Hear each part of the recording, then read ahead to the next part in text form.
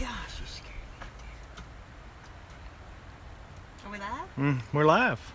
Hey everybody, I was just telling Tommy how he scared me to death because I was in here with my back turned and he came and talked to me and it just scared me. But anyway. I wish I'd have been live. Yeah, it would have been quite funny had it been live. Anyway, this is my little greenhouse. We've showed y'all before, we have different videos on it. This is actually my book I carry out here with me. I write down what I want to plant, how many... I hope the greenhouse don't blow over. Yeah, me too. The date I planted it in here, how many I need, and how many I actually planted. So anyway, that's how I'm keeping track of things. I have all my vegetables planted now, and right now I'm working on my flowers. I have this flat. I think I'm going to plant my flowers in flats like this because the seeds are so small. And so I've got this flat ready, and I've just mixed up some other soil to put in there. I have my little papaya seeds planted in here. I have 4 in each pot that I got out of the carousel box. And so I'm excited about that. I've done this today. This is a melon that I got from a man from Alcorn University. I'm excited about that. It's supposed to be very good. I've only done 12. They should produce. Is this the one you were talking to me about earlier? Yeah, I was telling you how good it is. It's kind of like a cantaloupe, but it's supposed to be much sweeter. And somebody described the taste as like a caramel honey taste. Oh my goodness. So Tommy's definitely going to try this melon. I can't say what that is, those words right there. But anyway, this is a plant that grows up kind of like lettuce, and it has just these beautiful leaves. You can pick it and eat it like lettuce, and also you can cook it like spinach. So anyway, I've got 12 of those in there. I am seeding my okra too. It's just a lot easier when you go out in the garden, because you know how when you plant vegetables you'll have skips and stuff like that when you sow directly in the garden, and this way I have a better chance of having a good stand. Hey Lonely Prepper Homestead. Hey there. Right here is my Job's Tears. I'm only planting 12. I don't have any plans to, they make like a little seed that you can make a necklace with. What I'm doing is just trying to keep these seeds viable. They were from my pawpaw. He used to make rosaries with them, and so I just want to make sure I keep some good seeds. So I'm only growing 12. This is some emerald okra that I've planted. Hey Big Creek. It's, of course, I've just done this today, so of course they're not up.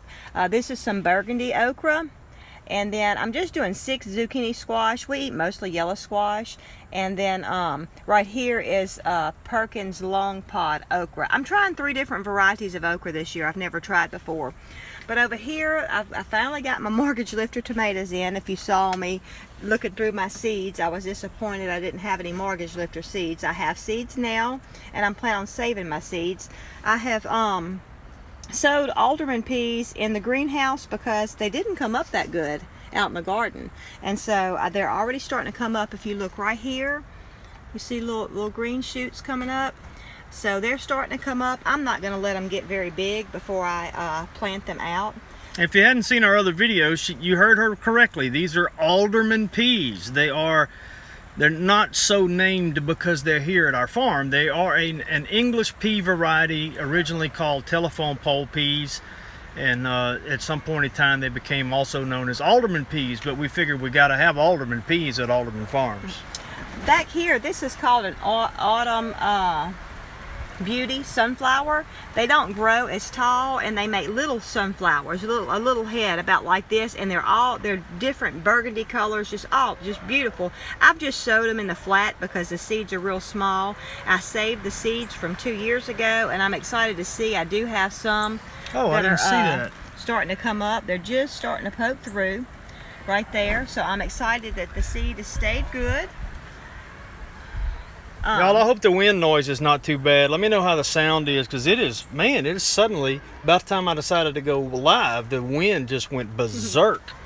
This is Japanese long cucumber. This is seed that's actually been from 2012, so what's that, 5 years old, just sitting out in an envelope. So I'm very pleased that I've gotten, I see I have 1, 2, 3, 4, 5, 6 places, maybe 7, that hasn't come up, but that still might. So I'm encouraged by that. Thanks Celtic Nana. Thanks Lonely. Right here is I call it patty pan squash, white squash. That's the round kind of flat squash. I think patty pan is what most people refer to it. Well, I know some people, I think they do. I see one poking up right here, so it should be, oh, and right here too, there's another one. That's a better shot of it. You can see the little green poking up right here. So it ought to all be coming up. So Tommy's got lots of work to do for me to get my garden area ready. This is the yellow squash here. I planted all this at the same time, and it's starting to come up. Patty is the queen of yellow squash. I love my yellow squash. Now this is some sunflower. Now this is some pepper, and of course they're not up. They take so much longer to come up. But this is some other sunflower. This is Titan. How do you say it, Tom? Where is it? Titan. Yeah, Titan. And then here's a mammoth. Then mammoth sunflowers here. I love sunflower seeds, so I have actually harvested some and soaked them in the salt and dried them and all, and did them in the oven and all. I see that your dogwood plant bloomed. Oh really? Yeah. My dogwood. We have to show him the dogwood. He went out, huh? There No, he he's is. under there. Toby, what are you doing in Toby, the greenhouse? come out of here. You're not supposed to be in Oh, here. he's gonna walk in the box. And you walked in the box, knucklehead. Get out. But look, these are some golden pearl tomatoes that they have poked up. They're one of the first tomatoes that came up. Have one Amish paste up here, and then this is the Cherokee purple. They're not up yet. There's a black cherry. No black cherries up. No black cherries are up, but Did you do any of the pear tomatoes? yes, if you look right over here. Nice transition, huh? This is the yellow pear tomato. Ah, yes. Now, I don't have a great stand of them, but I did plant extra. Not way too many, but I did plant some extra. Y'all, they taste so good. This is a small, cherry tomato. I guess they're all cherry tomatoes. But it's shaped and looks like a little yellow pear. And they are just so sweet and delicious. And here's my Roma tomatoes. I planted these earlier than the tomatoes I just showed you, and then my brandywine. So hopefully they're going to come up a little better. I see they're kind of sparse through here, but see, here's one just coming up. So I feel like they'll come up. Back here, Wait, let me see if I can see that. Point to it. right here. It's just yeah, coming yeah, up. yeah. Back here is some peppers and eggplant. And Hey, that's a cool looking seed box. Where'd you get that? Oh, this came from, I call it the homestead. It's the homestead box. Yeah, the homestead box. And I actually got these out of there, and they're made out of coconut. And so I'm gonna be able to plant that directly in the garden, I believe. So I have to do a little more research, but I believe that's how that's gonna work. But anyway, these seeds take a little longer to come up. I actually got the seeds from them too. That's so peppers, you said? Yeah, bullnose pepper, and how do you say that word? Poblano. Yeah, that, and a Japanese white eggplant, and Matayo eggplant. So anyway, moving on along, here is my lettuce box or seed tray, seed flat. Anyway, I see I do have one speckled that has come up. My color, I like to do some color because it's pretty. That's a speckled right there. My green, this is Grandpa Admins or something like that. That's some new seed that I'm trying. And that's a lettuce? Yeah, this is all lettuce. But you see this right here, the I can't say that, crevinous or something like that. Yeah. That hasn't come up yet. I don't know why. But, and then, let's see, my flame has not come up. And I hope my seeds will come up. I did order some more red lettuce today. But then right down here is dill, and I usually sow it out in the garden, but I wanted to just try I'm planting most everything by plants this year, except for like my snap beans and stuff like that. So, and over here's my comfrey. It's not up yet. I got this from J&J Acres, and I have some feverfew and some yarrow, and none of that's up yet, of course. My basil is up. My parsley's not up. I'm a little surprised by that because my cilantro right here, it's starting to come up. But my parsley's not up. Now this is chamomile right here. So I'm going to be transplanting these. These are very small seed cells. So I'll transplant that pretty quickly. But back here, I'm not gonna wait too long to get this in the garden either. This is my kale, and of course it don't have its first true leaves. So once it does, I'm gonna get them out of this seed flat and get them in the garden. And I tried to do a different colors with the kale too. This is the dwarf blue. On the far left? Yeah, the far left, and then dwarf Siberian kale, and then this is a scarlet here, and then this is red Russian. So then I have a few more herbs. This is nasturtiums that's coming up. I'm going to put those on my fence, so we're getting the area ready for them now. Because Yeah, that's actually what I was going to go live about, but I realized you had stuff going on in here. Yeah. You know? Oh yeah, yeah. I want these people to see that I actually do something every now and then around here.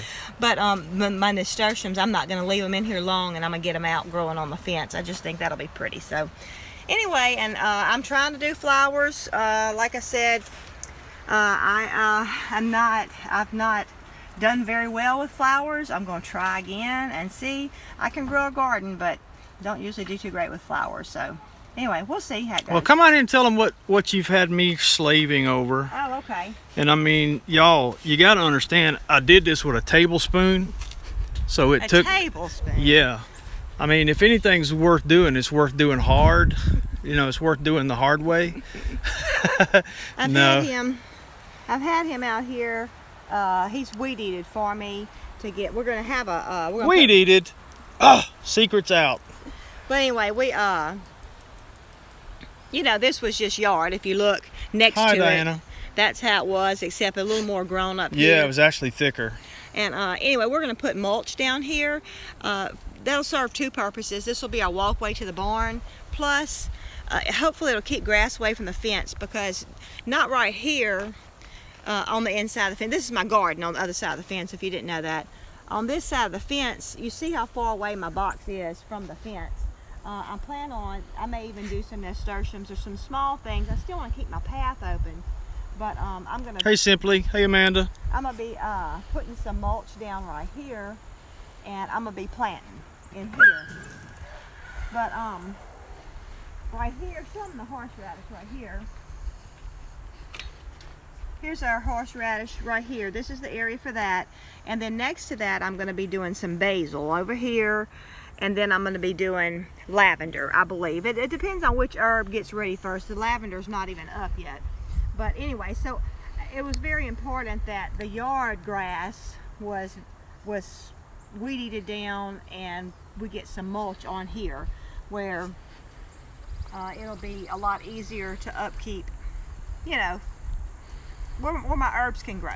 Anyway, so we've always had a problem with the grass creeping in. When we first put this fence up, it was just nothing but dirt. Tommy had actually, I think we actually tilled the ground to make it where there was no grass, and it worked good for a year. And then the first year we put the mulch down, it did really good.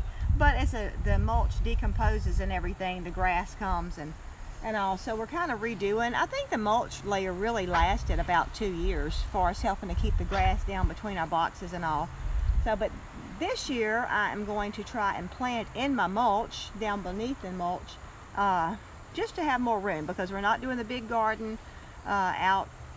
It's a lot bigger because we can't upkeep it. So I'm hoping to be able to get some different herbs and different stuff growing along the garden fence. And we've got to do the fence because we have the goats and the cow.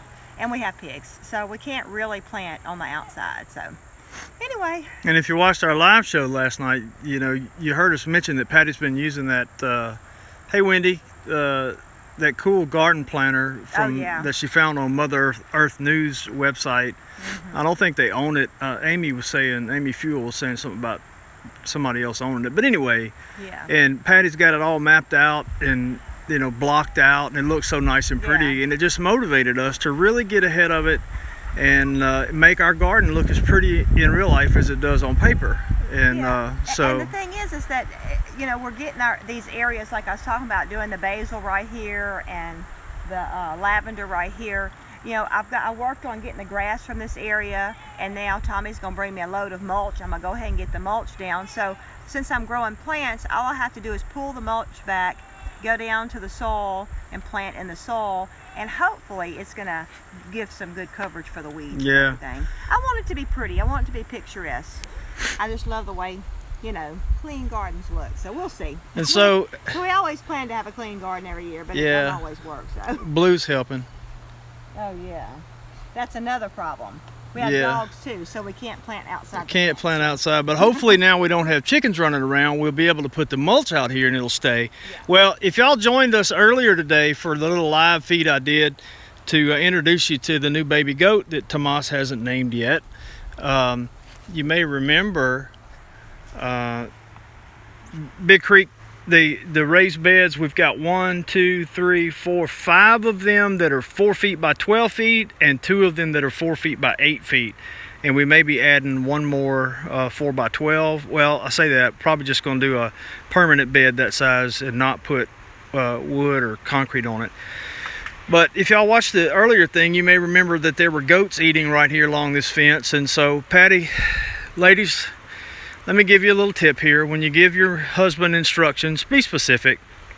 Because Patty told me to get out there and weed eat along the fence, and so I did. I came out here and weed eated along this fence.